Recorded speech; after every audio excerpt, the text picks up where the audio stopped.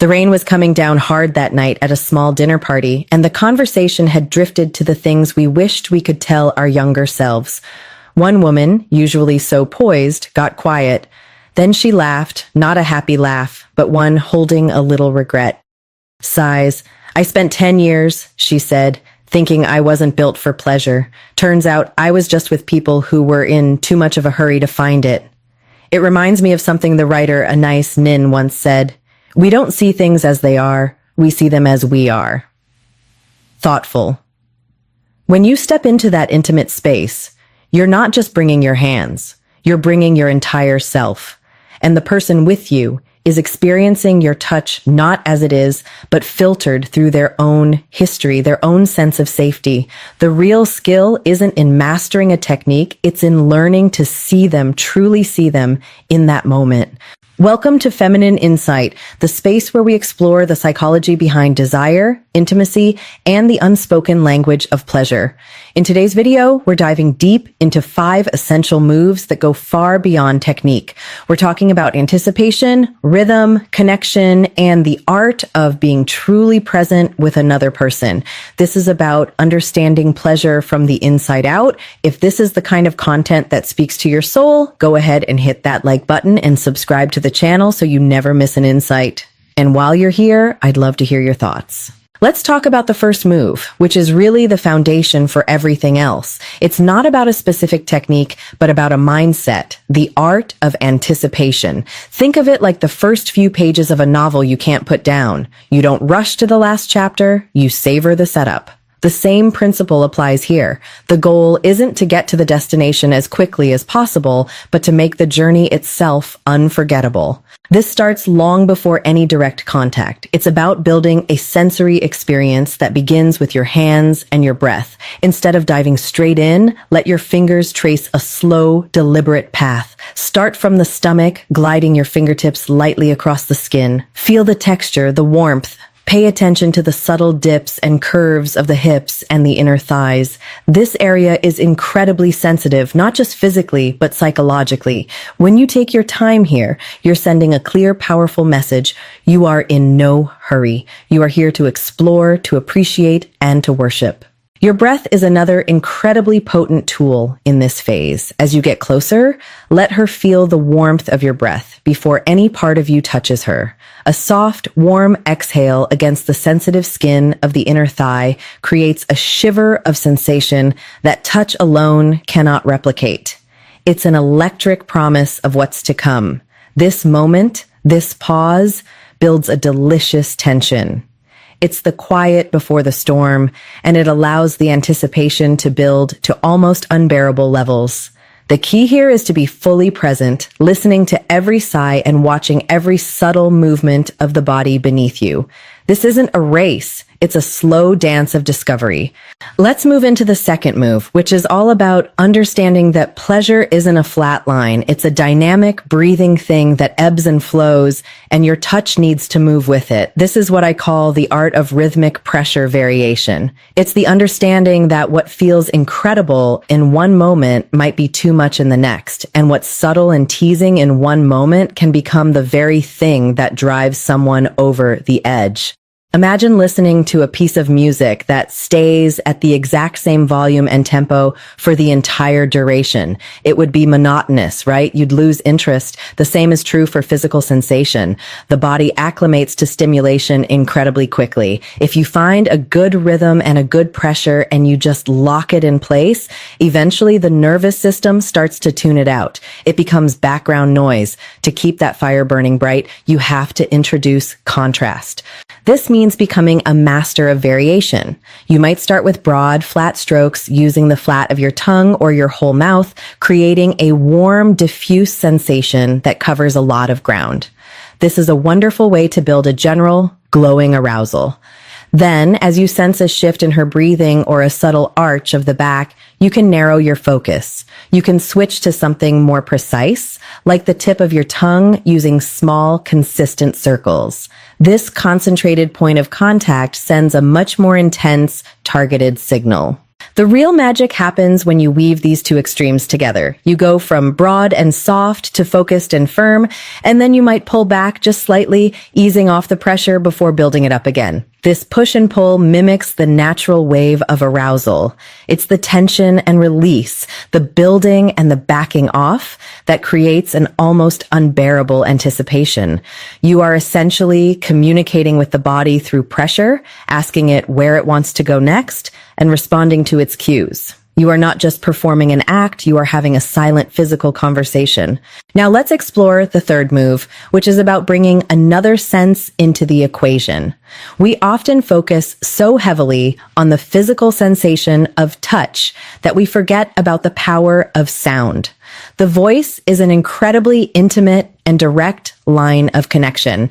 This move is about using your voice, specifically the warmth of your breath and the power of whispered words, to elevate the entire experience.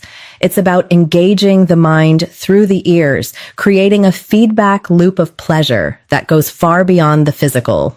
Think about the last time someone whispered something in your ear. It's an inherently intimate act. It requires closeness, trust, and a certain vulnerability. When you bring your face close enough to whisper, your breath is already mingling with the sensitive skin there, adding another layer of sensation. The warmth of your breath, the soft sound of it, becomes a precursor to the words themselves. This isn't the time for a full-blown conversation. It's about soft, low affirmations. It can be as simple as telling them how good they taste, how beautiful they are in this moment, or how much you're enjoying being right here, right now. The sound of your voice, low and genuine, can be incredibly grounding and arousing. It reassures them that they are not alone in this, that you are completely present and engaged. It builds a sense of emotional safety, which is the bedrock of letting go completely. When someone feels safe and cherished, their defenses drop. They stop worrying about how they look or sound, and they can fully surrender to the physical sensations. The timing of the whisper is also key. A soft, warm breath followed by a murmured word of appreciation, just as you pause or shift your rhythm, can amplify the sensation tenfold. It's like adding a soundtrack to a powerful scene in a movie. The visual is already there, but the sound deepens the emotional impact. You're not just providing physical pleasure, you're creating an entire atmosphere of intimacy. You are telling them a story with your hands, your mouth, and your voice, and they are the main character. The fourth move is about understanding that the body is a landscape, not a single point of interest. It's easy to become hyper-focused on one specific area, thinking that if you just apply enough pressure there, you'll get the desired result. But that approach misses the bigger picture. True pleasure is built on variety and exploration. This move is about the layered approach, which means you are constantly moving, exploring, and engaging with the entire area, not just one spot. Think of it like painting a masterpiece. You don't just dip your brush in one color and furiously paint the same stroke over and over again in the exact same corner of the canvas. You use broad strokes to cover the background, fine details to bring the subject into focus, and you constantly step back to see how it all works together. The same principle applies here. You want to use broad, flat strokes with your tongue to cover the outer areas, building a warm, generalized arousal that spreads throughout the entire body. This invites blood flow to the surface and heightens sensitivity everywhere. Then, just when that broad sensation becomes familiar, you change it. You narrow your focus. You use the tip of your tongue to trace delicate patterns, to circle with more precision, or to apply a firmer, more direct pressure to the areas that are most sensitive. This contrast between the broad and the specific is what keeps the nervous system engaged and guessing. It prevents the acclimation that leads to numbness or boredom. You are essentially painting with sensation, using different strokes to create different feelings. The key is to be fluid and intuitive in your movements. You're not following a rigid map. You're letting the responses you feel guide you. A sharp intake of breath when you use a broad, flat stroke tells you to linger there.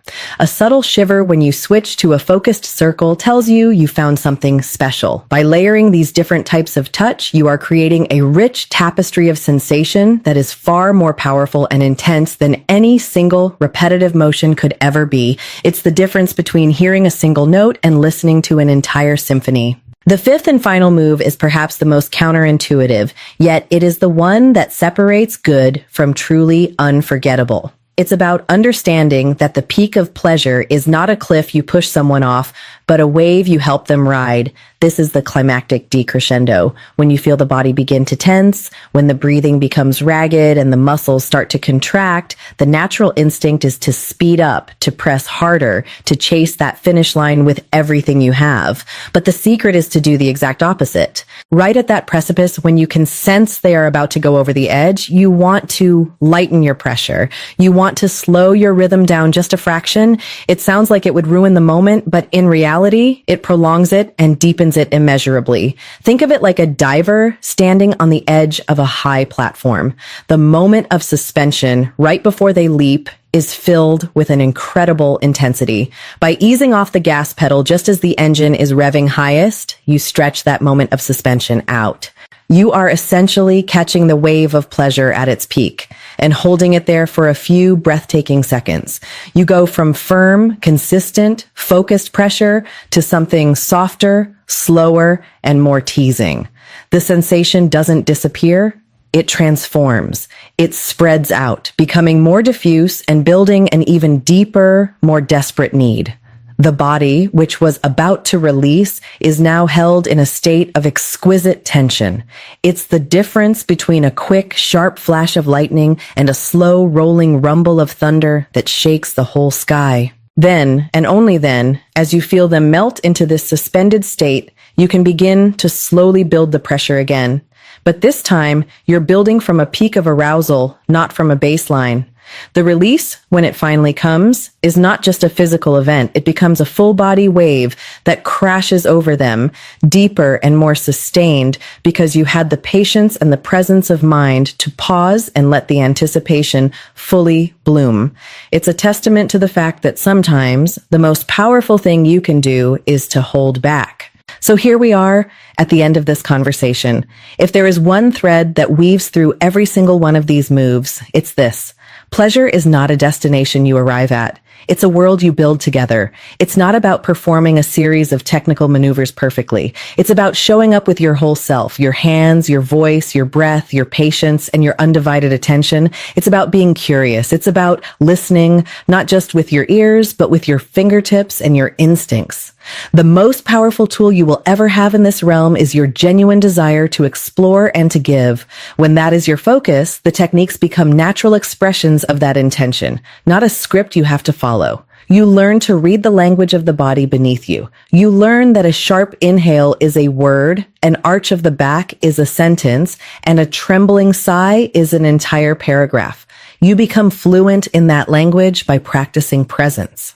So take these ideas not as rigid rules, but as inspiration. Let them guide you to be more attentive, more playful, and more generous.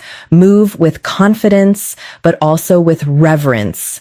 Understand that true intimacy is built in the quiet moments, in the whispered words, and in the patience to let pleasure unfold at its own perfect pace. That is where the real magic lives. Thank you.